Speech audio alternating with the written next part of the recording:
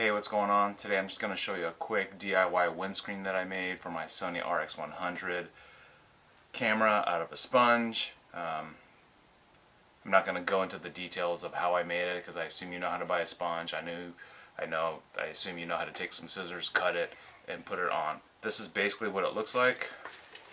So here's my camera. There's the top of the camera. Okay, there's a piece of Velcro that I put there. Here is the sponge, piece of sponge that I used.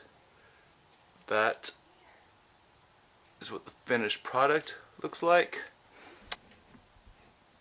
I basically went to a dollar store, I bought a package of sponges, I cut a portion of it, I used the spongy soft piece, and I had some spare Velcro, and I cut the pieces to fit, and I just stuck it on there. I did a couple tests. One was like the blow test, which I don't think is very valid. Okay, preliminary test.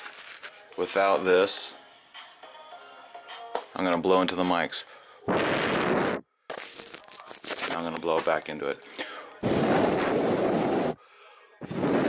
Like when you do that, I don't think that's going to work because I think every microphone is going to do that regardless. So I'm going to do it to this mic just to prove a point. I'm pretty sure you heard that. The second test was I actually took it outside over a cliff by the beach and we heard it. So we'll see. I'll show you that. Okay, so this is going to be a real world test of my homemade foam windscreen. As you can see, I'm down here where it's on top of a cliff overlooking the beach. I don't want to get too close to the beach because it's a weird nudist beach down there, I think, and I see some gross old men. But hopefully you should hear some wind noise. You can see there's a flag blowing back there. So just to prove that there's wind, so I'm going to put this on. So does this make any difference at all? My homemade sponge wind noise. As you can see, the flags are still blowing. Hopefully there's less noise. And that's it.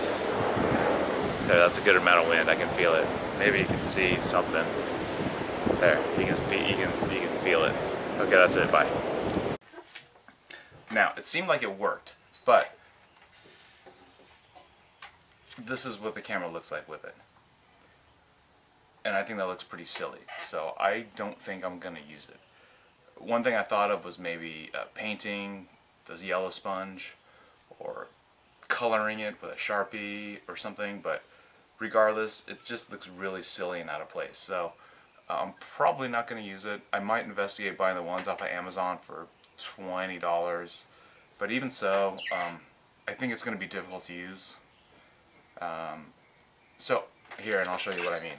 It's going to be difficult to use because do you see how close? Here, hold on. Okay, so do you see how close this whatever ridge for the flash is to that, and how close this mic is to the power button? It's going to be really difficult to find some adhesive that can fit alongside there. So even if I use the Amazon ones, I'm not quite sure it's going to work. So what I'm probably going to do is I'm probably just going to forego this whole thing and just frame my shots better, or maybe just put background. I'll just figure out something else for the audio, but you know, I don't think I'm going to use that. But the moral of this is that you can make this out of a sponge and it will work, but I'm probably not going to use it. So that's it. Hopefully that helps somebody. Yeah, so for the sake of not being too creepy, I think that's a nude guy right there, and I don't want to see anymore. Gross. And there's a fuck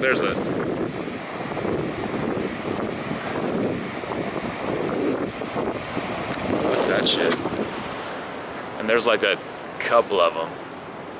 And then there's other people that are just clothed, walking, strolling like it's totally cool.